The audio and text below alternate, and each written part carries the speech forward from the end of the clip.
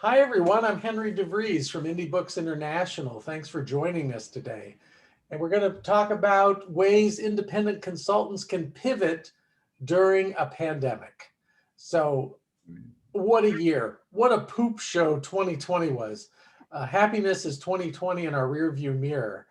2021 hasn't started out that great, but at least we've got some hope with vaccines by the end of the summer and some things will open up, but we're still in this for a while. We're still hunkered down. I'm broadcasting from Indie Books International, which is now just off my kitchen. So we're out of our office, and California is in full purple. So we're keeping our guard up. I want you to keep your guard up too. I want you to have clients also. So that's what we're going to talk about today. I've got some panelists with me, some authors from Indie Books who I'll be shooting questions to, and they can share it. I'd like to do a panelist roll call before we begin. And just give us your name and the name of your book. Sam, you want to unmute yourself and start us?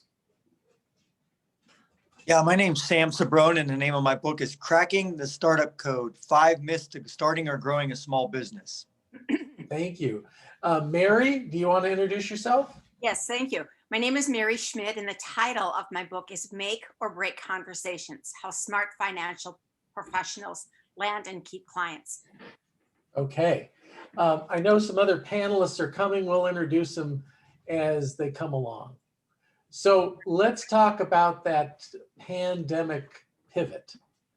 And one thing we can say is, and even to the authors like Mary and Sam who are on the call, everyone should declare that they're writing a book. If you're an independent consultant, I don't want to tell you how to live your life. But if you're not declaring that you're writing a book, you're making a horrible mistake. You need to project that you're an expert, a thought leader. In these difficult times, there's something all of us independent consultants need: more clients. And in these emotional times, you get clients by being a good storyteller. That's a good storyteller in a book, in a presentation, in all sorts of ways, in your blogs, in your articles. You need to be out there telling a story. And there is a hidden asset that you all have, a hidden asset that you might not realize. It's something you have that nobody else has. And it's your collection of defining stories. The story of what made you what you are right now, the adversity you got to be in this position. Also the stories where you helped take prospects, clients, from mess to success, from problem to solution. As a result of working with you, they got what they wanted in life. You have those stories. You need to mine them. I see another one of our authors has joined us. And Kimberly, if you can unmute yourself and just your name and the title of your book right now. That's all I need. Kimberly Lane. My book is called Connections Change Everything. Okay, thank you. Welcome. We'll be firing other questions at you as we go along. So I say the first thing to do is declare that you're writing a book. So Kimberly has a book. I'm advocating Kimberly declare her next book. Now, thought leaders don't just create books, they have to research them. So there's great power in you're an author who's researching their next book, or maybe you don't have a book yet. This is going to be your first book. You could be researching that book. Come up with a working title. Working title is publishing industry jargon for might not be the final title that you have. It's just the one that's working. And then a working subtitle. Okay, Kimberly, I'll put you on the spot again. So give us your title and then give us your subtitle. So the title is Connections Change Everything, and the subtitle is How Smart Leaders Connect Through Better Conversations. Okay, so as she was researching that book, she could go out to give people those two things. And again, the subtitle, say it again. How Smart Leaders Connect Through Better Conversations. So Kimberly just demonstrated a technique called the embedded complement subtitle. So when she interviews leaders and says, here's the subtitle of my book, they're thinking, oh, she thinks I'm a smart leader. I better say something smart to help her. So that's something you want. Have an embedded complement in the subtitle. And also that subtitle tells people who the book is for, who you work with, who's your target rich environment. You want to be able to declare that. So we're out there. So it opens doors. In my next book, Rainmaker Confidential, I've interviewed some of the most successful professional service firms and consultants. And this strategy keeps coming up over and over. One man said he interviewed 100 medium-sized businesses because he defined medium-sized business. And it wasn't a small business, not a large, but the medium-sized businesses out there. A lot of them are, Vistage members. They might be in that 5 to 100 million in revenue range, that type of business. So we interviewed 100 of them, got their thinking on where they were going to spend more money on, less money on, what they were going to do more of, less of, compiled that information in the book. Meanwhile, 2 of them said, this is fascinating that you're doing this, and hired him for 5-figure consulting projects. If he had not been out there researching the next book, he never would have been able to talk to these people. I mean, call somebody up and say, I don't have enough clients. I was wondering if I could spend some time with you, Mr. or Ms. CEO. That's not going to go very far. Call people up and say, I'm an author. I'm doing this next book. It's on smart leaders and how they handle this. I publish the results. I do all this a lot because I write for Forbes.com. Now, that's not an accident that I write for Forbes.com or that they pay me to do that 5 times a month. I worked hard for years. I worked my way up to that. But all along the way, I was still using this same strategy. If you'd be interested in me writing about you, I'd love to interview you or get some of your thoughts on a subject. Opens a lot of doors, builds a lot of connections. And if I could give you the one secret that the independent consultants had that made them successful, it's this: relationships. Yeah, Kimberly Lane, I'm looking at you. Connections. It's relationships. And you build relationships. They're not instant. They're not like, there's no Miracle Grow for relationships. It's, you got to give to get, and you got to give first. First you give, and then you get. And the law of attraction or kismet or karma, call it what you will, it pays off. There's a law of reciprocation that if they can't pay you back, they might be a referral source or something to pay you back. People appreciate it when you give first. One of my mentors said, it's a bank account, and you need to make a lot of deposits into this bank before you get to make any withdrawals. We just looked at our business today. We're 2/3 of our business now is coming from referrals. I say the 4 magic words in the English language are, I know a guy, and that's working off. But it didn't start that way. We weren't getting any referrals for the first 3 years because we didn't have a track record. But along the way, we were also making generosity our brand. So we gave free events like this. We gave away books and articles and anything we could do to help. And the more generous we were, the luckier we got. Next lesson. Well, before I leave this lesson, let's talk about the book lesson. So I'm going to go to our panelists here.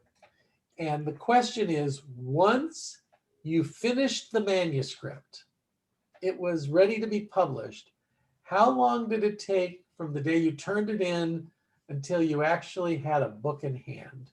So I'd like to start with Mary and then go to Sam and come back to Kimberly. So once a finished manuscript was done, reviewed and edited, less than 30 days. have book in hand, have physical book in hand. Yeah, but I asked the question wrong, Mary. I was saying from the time you finished writing it and then we turned it over to the 3 editors to do it. I mean, it takes a little time to go back and forth, and then there was art, and we had to get testimonials, and there's a number of things that happened. What do you Right. estimate that was? So I started in December of 2019 with a really, really, really rough draft and working through the process, book in hand, October 2020. Yeah, I would say it took us probably 6 months of that to turn the rough book into a polished book, what we call developmental editing. You had a lot of great ideas and great stories. We needed to flesh the stories out a little. You have a signature story that's so important, and we just needed to craft that a little more. And that's Mary's. I'm not going to steal her thunder, and there'll be another time she'll get to share it. But a signature story is one that you want to include in every presentation where you can, because it really says who you are. This is a personal story where Mary went from mess to success, if I may, Mary. Yes. You know, it's a rebirth story, as we say in classic stories. But it also shows her readers that she feels their pain. She's been there and came out on the other side. Okay, thank you, Mary. Yes. I think I said Sam next. Sam, from the time we finished the manuscript, we said enough, I'm done, and then we turned it over to the editors and the artists, and we had to do the marketing, things like testimonials and covers and all that. About how long did that take for you?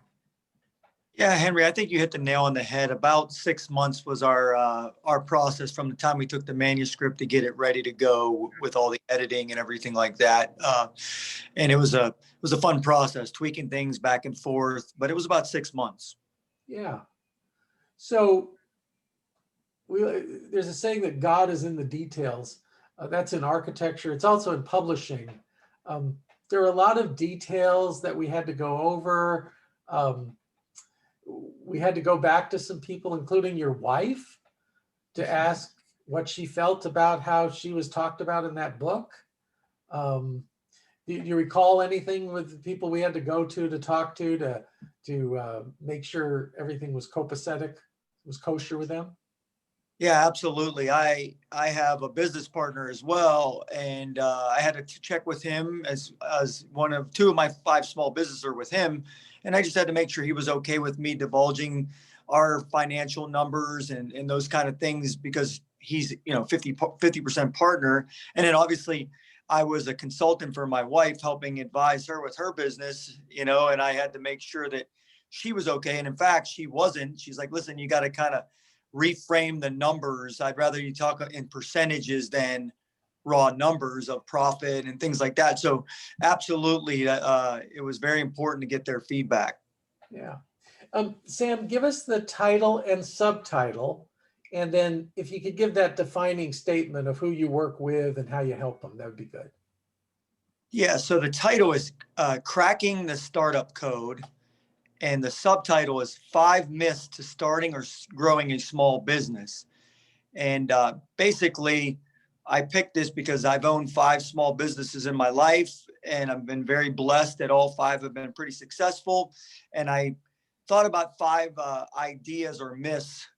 Henry helped me call with the myth buster there. And we try to debunk some of these myths and change the mindset of people that want to start a small business or want to grow their business, and they are letting mindset be the obstacle there. So my goal was to, help entrepreneurs get the right mindset or to start their business or even just grow their business, take that leap of faith to go to the next level of their business. So that was kind of why I wrote the book.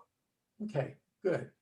Now, Sam, I know one of your goals was to do a lot of speaking and to live audiences, which there haven't been in this past year. Have you been able to do much online or any kind of speaking like that? Yeah, I've done some Zoom presentations, and I actually have gone to the Tampa Bay Beaches Chamber, and I spoke there live. They were doing it live, but it was because don't forget, Florida is very open compared to other states. So we are having some live meetings. Obviously, social distancing and all of that was going on, and masks were worn. But I've done a couple live presentations as well during this crazy time. Good. Oh, and by the way, best wishes for Tampa. Yeah. I'm supposed to say the big game. I think it's the NFL will come down on me if I call it the Super Bowl. So best wishes on that. Okay. Kimberly, same question to you. From the time you finished the manuscript, I know when we first talked, there was still some tweaking we needed to do, but from the time you said, okay, let's put it into publishing, and then the other editors worked on it and the art people and all that, and book in your hand, how long did that take you? I submitted to you in September of 2019, and by February 2020, I had my first published book from Amazon at my doorstep. So I have to say that was the coolest feeling, not knowing it was coming and then get an Amazon package and it's the first copy of your book, and that was pretty cool to see it in print. Yeah. So, well, and that was a good pace. We had a good pace there. And thing is, paces. So with how do I put this? well, I'm brutally honest. I can only say, well, I was brutally honest with you on certain parts of the book, wasn't I? Yes, and we were thinking, initially the goal was by the holiday season, and I'm thinking, a leadership book, I don't know how well that's going around the holiday time, and I thought fresh start, fresh year, full year of, saying just publish the book this year versus publishing it at the end of 2019, and so we had just, we probably could have had it even in January, but I think it really felt right. I'd rather not rush to get it done, do it right, set up your kind of promo, etc. And so February just felt really right to do it. I think it was like around the 26th of February of last year. Everybody asked, they said, well, how quick? Well, we could publish in 90 days. However, it doesn't give time for back and forth. And there's one signature story you have that you attended events of mine. We did it in a workshop. We talked it through. You crafted it, and then it was really dialed in. So it's not just getting a book out, it's getting the right book out with the right stories. And I think you did that. Thank you. Okay, good. Well, let's go on to the second thing we can do. And it's been hinted on a little here is what you're on right now, conducting Zoominars. That's been the biggest pivot I've seen with my authors and us is doing small scale seminars, but taking them online and doing them with Zoom. We think Zoom won the war. I know other people, and I've been on WebEx and these other things, but I think Zoom is just so easy. It's so user friendly. The price is right, and you can invite people using LinkedIn to get people on the call and have discussions. This is a call we're presenting. I'm having some panelists. I've done them when everybody's a panelist, and we do like the Brady Bunch 9 squares or the Hollywood squares if you prefer. And we just all talk about a subject, and then I post it to the YouTube channel. The main thing is make these help, not hype. They need to be helpful. It's not a bunch of hype. Today and today only, and if you don't sign up for our program, you're a loser and all, nothing like that. You need to know who your people are, be intensely interested in helping them solve their problems. And you're giving valuable information on how to solve their problems in general. The more people you help that way, the more you're going to help people with the specifics. So that's what it's about. So we really like Zoom as a platform. We like recording off Zoom. I started something new this year for all my authors, and we have over 100 authors that have published books with us, is I wanted to give them more access to me. So every week I have an open call. I have some expert or guest on. People can ask them questions, me questions, and it's all about marketing with a book and a speech. The other thing is we call the authors the indie family, and how could they cross promote each other? Remember, it's about relationships. And I know Sam and Mary were talking before we officially started this, that they had helped each other with their books and the testimonials and the promotion of it. It's really the secret weapon, is getting kindred spirits to cross promote you, to get kindred spirits to amplify what you're doing. We all have a lot of contacts, and if you find a group like that where you can get into, if you don't have a mastermind that you get to join, like we've created, create your own. I've talked to other authors. This is where I got the idea. They created these amplification groups where they amplify postings that each one has or events that each one's putting on. And it just really amps up what they're doing. So that's another thing you can do. Get on Zoom and get people to refer. You don't need big crowds. 5 to 10 is fine. We have a dozen on the call today. That's great. So it's about getting the word out and helping people. So if you do that, you're doing a good thing. The next thing is, there are not a lot of speaking opportunities. Sam found a few, but there are podcasts. Apple recently announced that they have over 1 million podcasts. That's the good news, and the bad news is that there are so many. But the good news is there's so many opportunities. And if you're a podcaster, you've got to fill the guest slot on your podcast. So you're looking for experts to interview.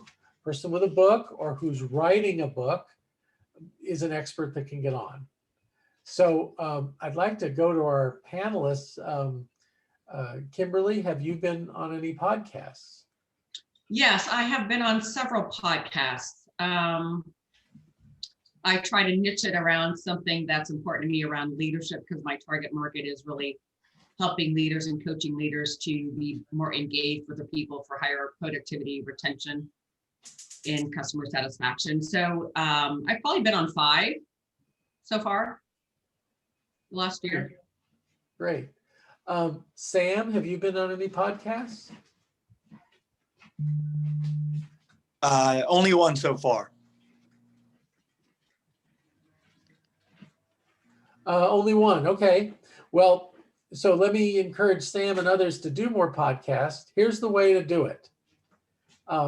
Just Google, search podcasts that talk to your area, and then listen to an episode or two and make some notes about what you liked about it. Then reach out to the podcaster.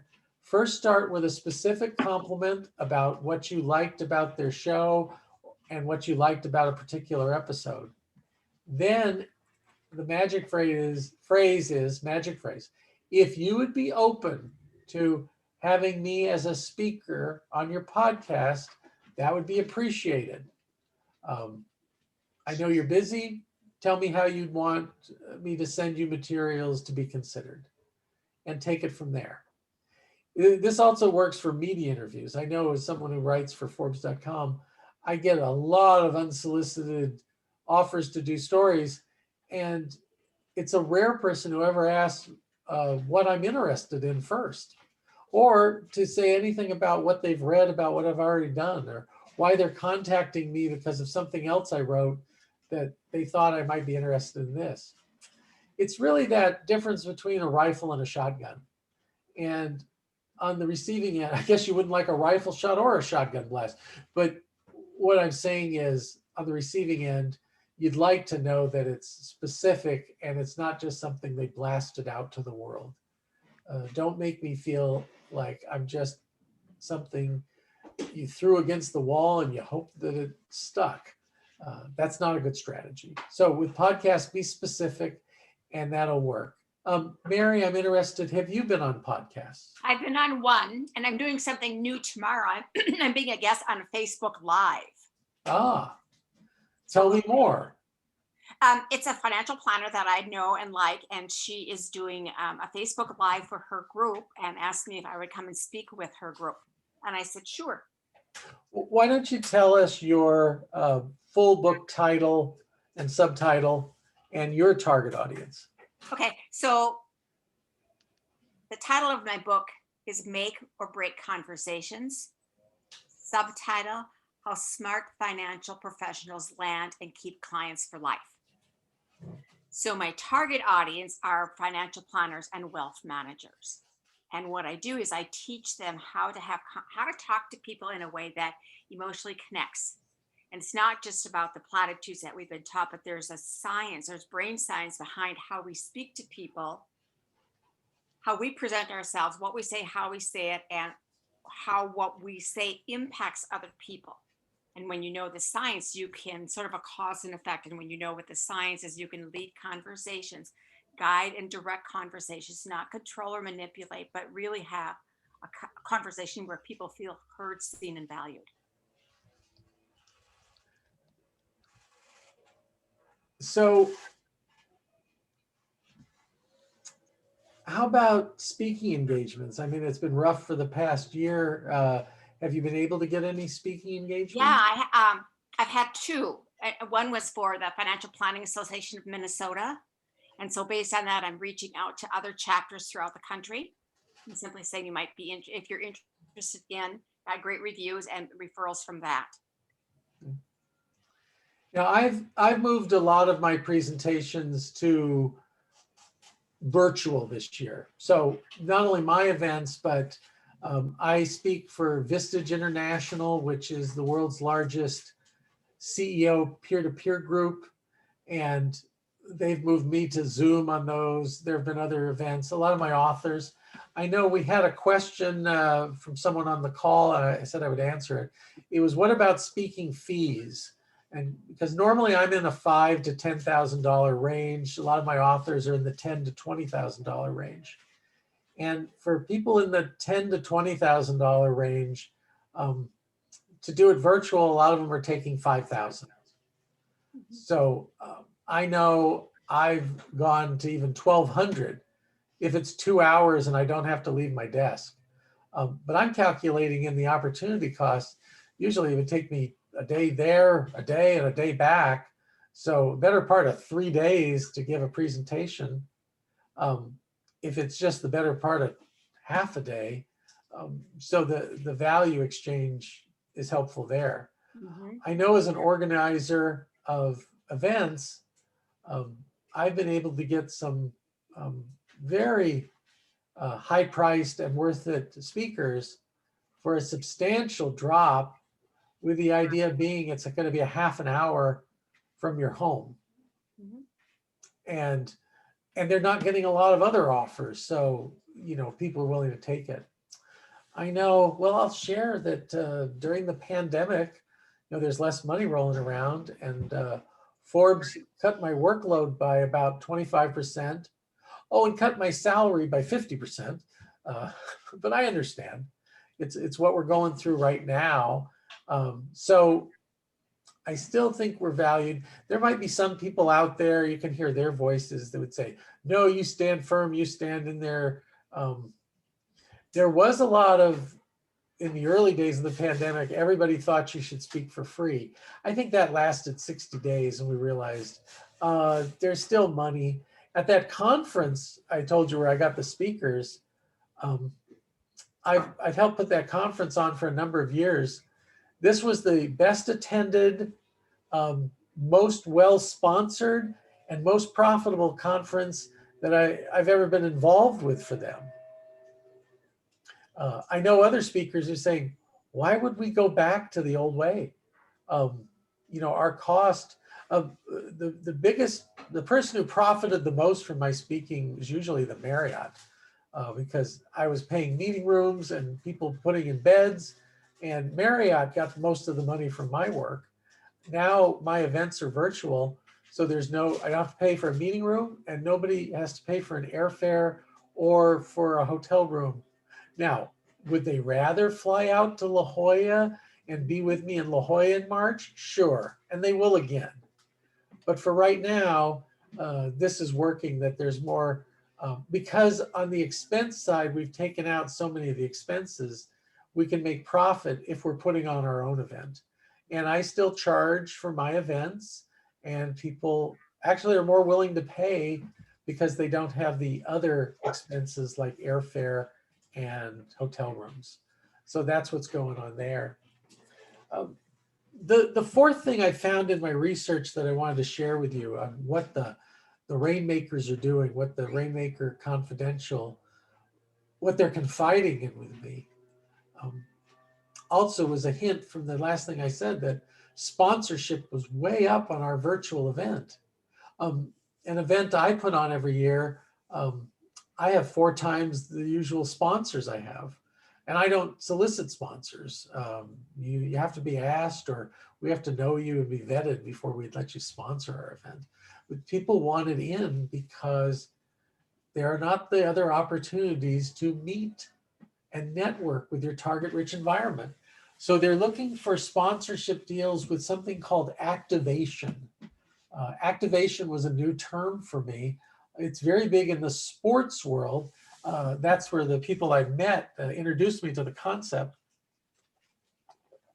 I did an article a year ago, and AT&T and all these people talking about activation. And I found out what activation meant was something extra you put into your sponsorship agreement so you can activate relationships with the sponsor and the targets. So in sports, like at a golf tournament, say Pebble Beach and their AT&T Pebble Beach golf tournament they have every year, AT&T is a sponsor. They also have events where they bring in golfers to do demonstrations and have crosstalks, and you have to be invited by someone with AT&T to get in there. And AT&T business reps are there just in case you want to talk business or later. It's just something that they build in now. So what can we do? I've seen different activations that consultants have done. Should get my notes here. One is there some kind of hosting you can do? When events were live, we would host hospitality events. Can you be the host and sponsor of the networking event? So at my Indie Family and Friends Forum that we're going to do in March, this is speakers and authors, helping speakers and authors. Well, a big component when we were live was always the networking. So we said, well, let's still have networking, just it's facilitated and it'll be in smaller groups. Now, I didn't search for a sponsor for that. I guess I could have, and the sponsor could have been involved and they could have had exposure. Or could you suggest you could be the sponsor of the networking event to something? Mary, you're on my screen, so I'm looking at you that your target rich environment, these associations. First thing is to get invited to speak there. But let's say you've already spoken and it's like, well, we can't have Mary Schmidt as a speaker again, but you still want to be with that group. Right. There's some sponsorship things you can do. You don't have to be the title sponsor of the event. It can be something down the line. That's something when I worked as the president of an ad agency, and I would come in under the big sponsor and just sponsor something small, but that gave me time face-to-face or to have conversations, exposure with the target group that my client was after. It's a great idea. Number 2 is having a speaking event connected to the conference. So I've done this where I said, okay, I'll be a sponsor, but I noticed the conference starts at 3 o'clock. I'll pay for the meeting room and everything, but I'd like to put on a pre-conference event. And as part of my sponsorship, I just want you to invite everybody who gets there early that they can attend my event at no cost. So at a much lower cost than me putting on an event, I was able to put on an event and attract 45 people who were target rich people. And we wrote business from that sponsorship. What could you do like that? So first you have to know, who is my target rich environment?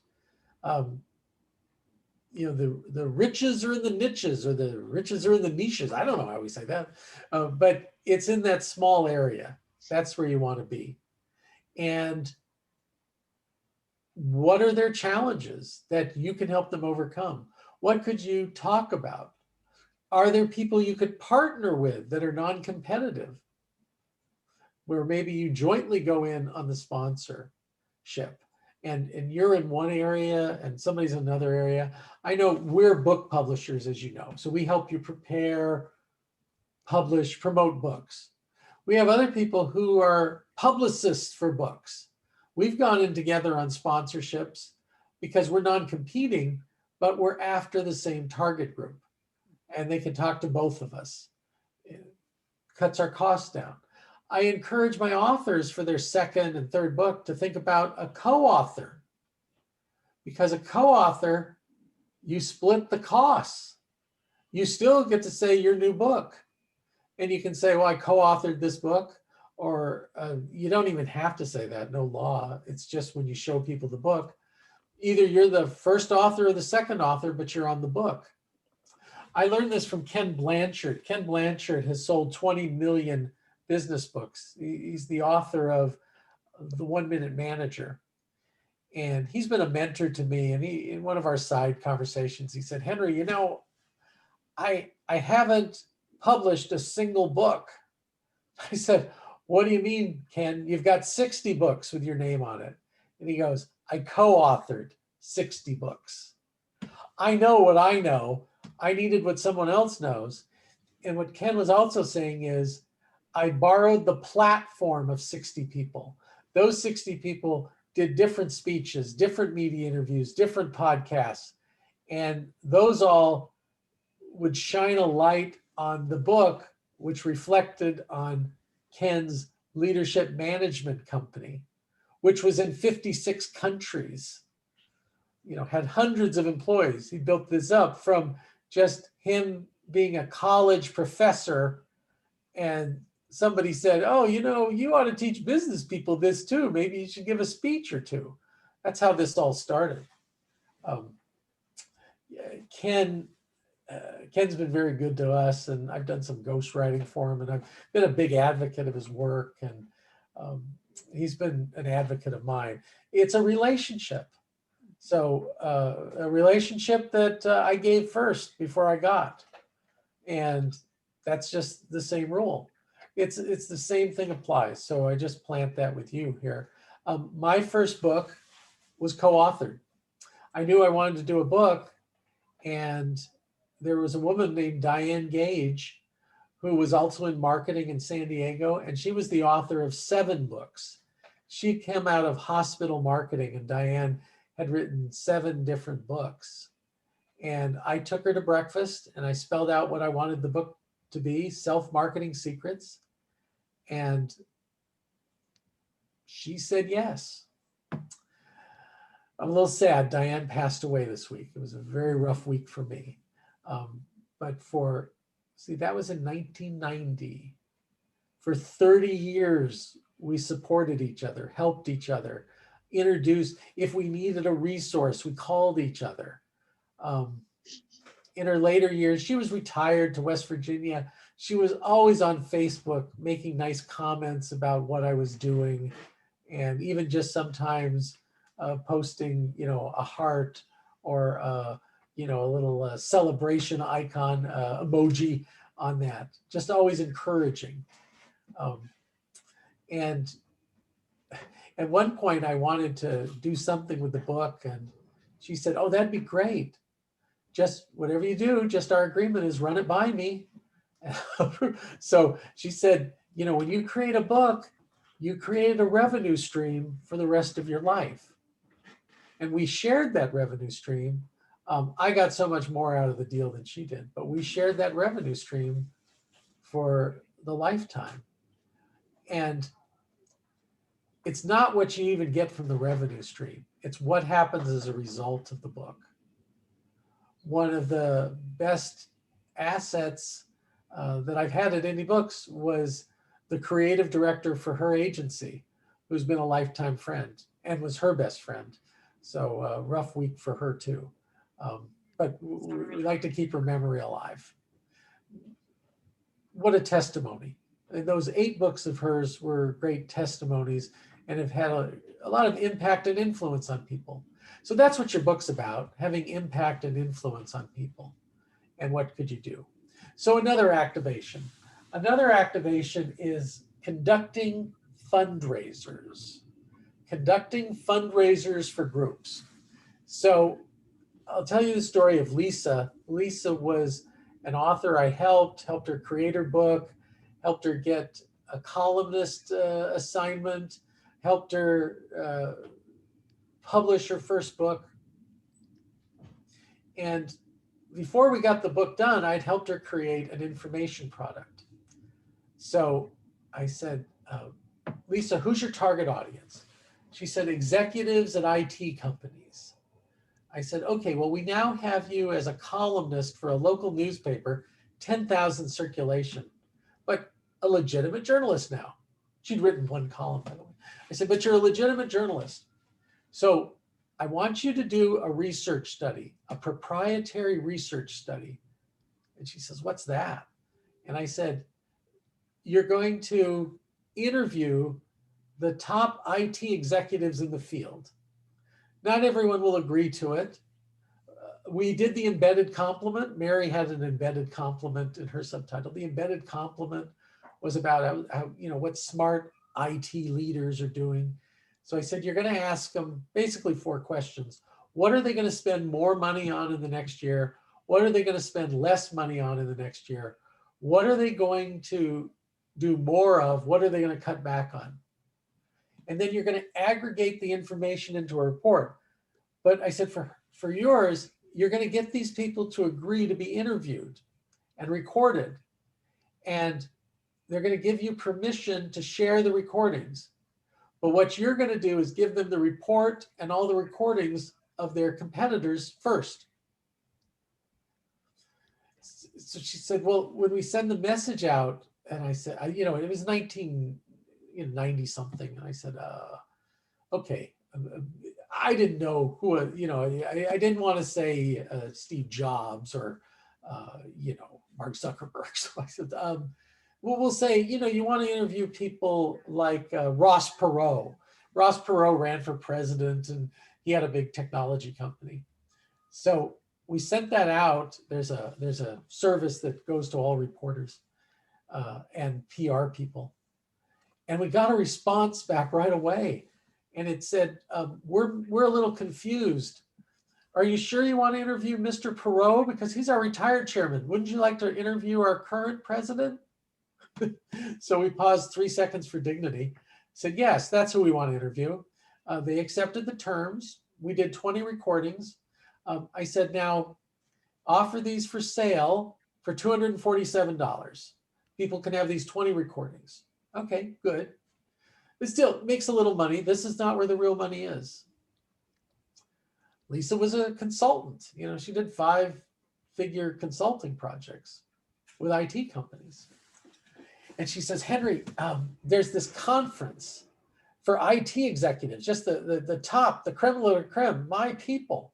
And they're meeting at the Hotel del Coronado in San Diego. But the problem is, they want to charge me $5,000 to be a sponsor. Okay, is that a no or is that a hell no? That's too much. We're not going to pay that much. And no, we wouldn't say hell no. I said, here's what I want you to say instead. I want you to call up the association, say what a great conference they've got planned, and could you put on a fundraiser for them? And she goes, a fundraiser, what's that? I said, that's what they're going to say. They're going to say, Lisa, a fundraiser, what's that? And you're going to say, well, I've done a proprietary research study with 20 top executives in IT. And they've told me what they're going to spend less money on, more money on, what they're going to cut back on, what they're going to do more of in the coming year. And I charge $247 for the recording and the transcript. If you'd be willing to sell it at your conference, I'll give you half the money. So the other half is a fundraiser for your association. Well, they paused and they said, I don't know, Lisa. Would you be willing to attend the conference as our guest and speak for 5 minutes on the main stage explaining what this offer is? Okay, she was Henry trained, so she paused 3 seconds for dignity and said, yes, I would. So saved $5,000, came on the stage, presented it. It was very popular, made her a little money, you know, what one of my authors calls Costco money. She goes, Henry, you make me make Costco money. I go to Costco and buy $500 worth of stuff. But the real money was 45 IT executives signed up to have an exploratory strategy phone call with Lisa. And she wrote business from it. That's what that kind of activation is. That's what a fundraiser is.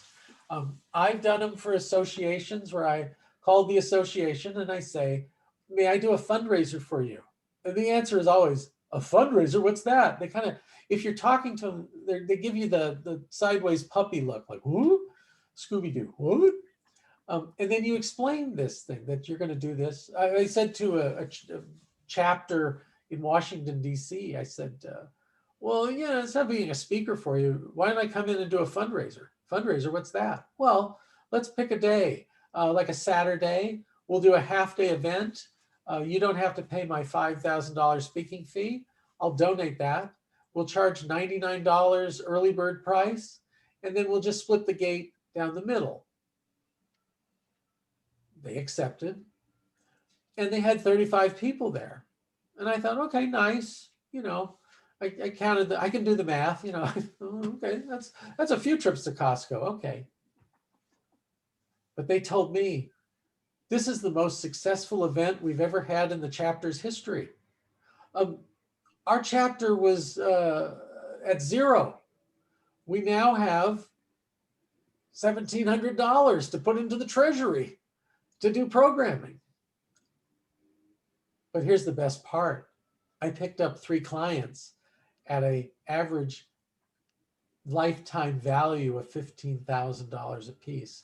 So $45,000 worth of revenue generated that day. That's what it's about. If you want to know more about lifetime value of clients, you need to read one of my Forbes.com columns this month. It talks about that this is the real secret of consulting success, is understanding lifetime value of a client. Sometimes you're being penny wise and pound foolish. No, don't spend the $5,000 for that sponsorship, but there might be something that you would invest $1,000 in, and you're going to get anywhere from 4 to 20,000 back in return on lifetime value of a client picked up. Too many people are like, oh, we did that and picked up 1 client, like, and it was a failure. Or was it a success when you look at how much they're going to spend with you over the lifetime?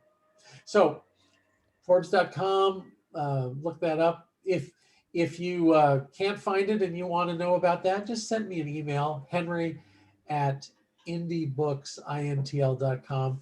My producer will type that into the comments, the chat box, so you can see that. I'll make you another offer. Should I write about you in Forbes.com? Maybe. I'm open to it. Send me an email, and all the subject line has to say is Forbes. You don't have to say anything else. I will send you back an email with instructions on how you can pitch me on a story. And let me tell you, I get to do 5 columns a month. I used to say when I wasn't watching my language, I have to do 5 stories a month. That's like saying, oh, I have too many clients to talk to this month. I have too many books I have to edit. No, that's what you wanted. You wanted clients and opportunities and a fully booked schedule. So talk about what you want. So I want to write columns. I have to have input. I need good people to give me good input. So it's a win-win. You win because you get this exposure in Forbes. I win because I get a good story. What happens if what you pitch me isn't good?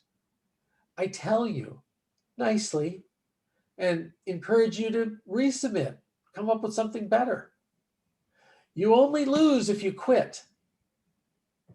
I once approached the Wall Street Journal 13 different times in 13 different ways to get one of my clients in.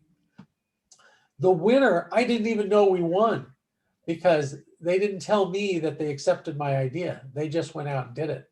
And what they did is they compared my client to the 4 other leading competitors in the industry, came out with a half-page story comparing the 5 in the Wall Street Journal, and chose my client as number 1.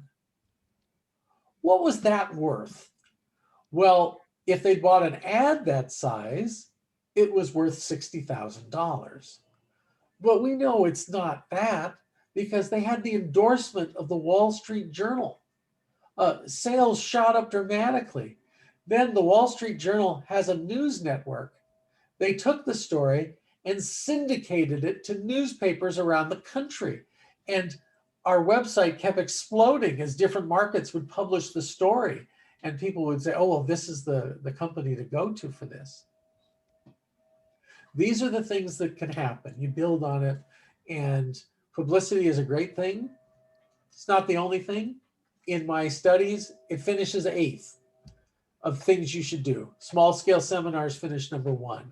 Speaking to target rich environments, number 2, and getting published regularly, like Forbes.com, Inc.com, CBS Money Watch. I've written for all of them. Finishes 3rd. But publicity is 8th. It ain't bad. It can't hurt, as they say. Okay, thank you so much. These are the ways to pivot. More ideas. If you want to chat, if you want to have a no cost, no selling strategy call, just shoot me an email and the subject line can just say chat. I'll send you an invitation to my calendar. I promise I won't try to sell you anything on the call. Here's the catch. There's only so many slots I have per month. They get filled up and then you'd have to wait. So the sooner you do it, the sooner you got a chance to do it. I'll never say no. I just you might have to look farther out on my calendar to do it. Is that a bad thing? No, it's what I wanted. My goal was to be totally booked. I'm on track for that goal. I want you to be totally booked too. Thank you so much for attending. Thanks to our panelists for sharing. I know you have so much more you could share, and we'd love to feature on our weekly Marketing with a Book and Speech podcast that we do. If you want to look up some of those topics, just go to our YouTube channel, and there's great resources on there too. So thanks, everybody. Have a great week, and if I can be of help, it'd be my honor. Goodbye. Thanks, Henry. Take care.